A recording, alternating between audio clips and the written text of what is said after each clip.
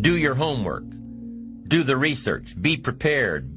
Do all you can in preparation of what's to come. Think of a few people you know who are enterprising. What do these people have in common? Well, they're probably always on the go, developing a plan, reworking the plan until it fits, never letting anything get in their way. And when posed with a problem, they'll probably say, let's figure out a way to make it work. Self-enterprising people always see the future in the present. And self-enterprising people aren't lazy. They don't wait for opportunities to come to them. They go after the opportunities. Self-enterprise requires two things. Number one, creativity. Creativity to look at the world a little differently. Creativity to take a different approach. And what goes hand in hand with the creativity of self-enterprise is number two, the courage to be creative. The courage to go against the crowd. The courage to stand alone if you have to. The courage to choose activity over ease. Understanding your self-worth. What could you do if you had all the skills, took the classes, read the books? What true value could you develop? What could I become? What could I really do in the marketplace? In enterprise, home, family, love, marriage. Am I valuable enough to work on what's not working so I can reach my full capacity? Once you start understanding how valuable you are, it's a whole new experience. Our self-worth makes the difference between being lazy and being active. If we don't feel good about ourselves, we won't feel good about our lives. Every time we choose to do less than we possibly can, it affects our self-confidence, our self-worth. Can you imagine what you'd end up being after 10 years of doing a little less every day? It's devastating. Now, you can reverse the process of doing a little less, doing a little less. You alter the course by doing a little more each day. And pretty soon, you'll develop a new habit of doing rather than neglecting. It'll increase your confidence and your courage and your self-worth. It's not what we get or what we accumulate that makes us valuable. It's what we become. Success isn't in the having. Success is in the doing. It's the activity that transforms our dreams into reality, that converts ideas into actuality. Let me tell you what I think most messes with the mind. I think that simply doing less than you can. It causes all kinds of psychic damage. Trying less than you could try, it somehow damages the mind. The minute you turn this around and start extending yourself, you'll see immediate rewards. Maybe not monetary ones, but it's how you feel about yourself that's the greatest value.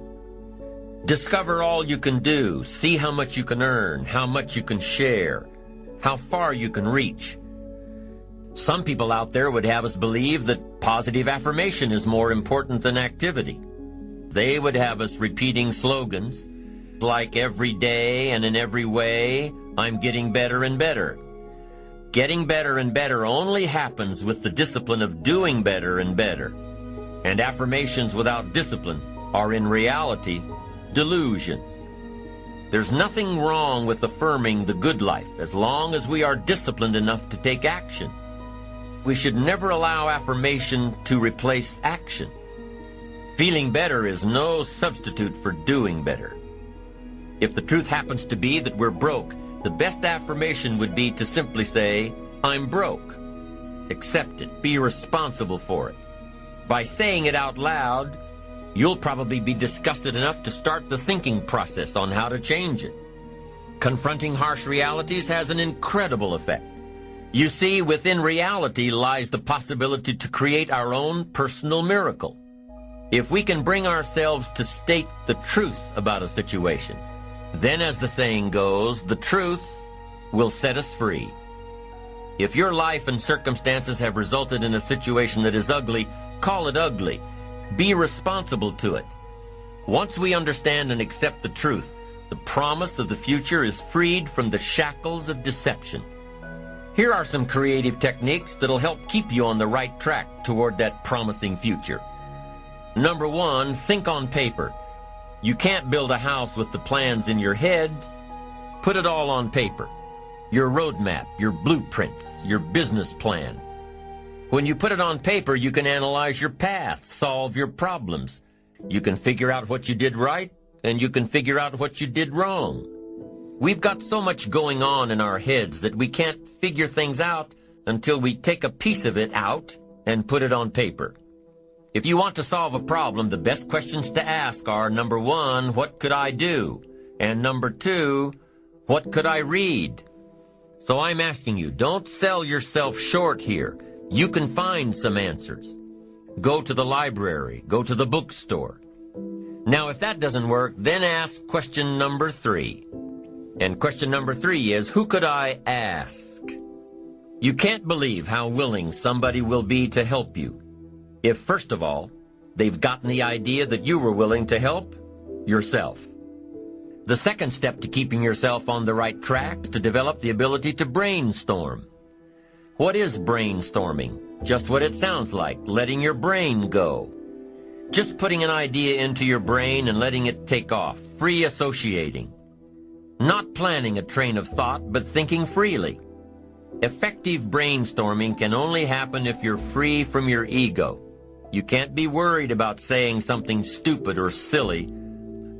Here's number 3 for creatively keeping on the track of self-enterprise. Number 3 says, imagine outlandish solutions. You see, if you allow yourself to think without confinement, it'll allow you to open up the process, which will eventually lead to totally appropriate solutions. The 4th creative technique is to access the information highway. With your computer, you can go online with hundreds of services. By taking advantage of the electronic age, you can learn more than you could otherwise learn. You can find information that your library may not have. Many people are afraid of their computers. They don't take advantage of all their system has to offer. Use it as a new resource, a new specialized resource that's yours for the taking. Commit yourself to learning.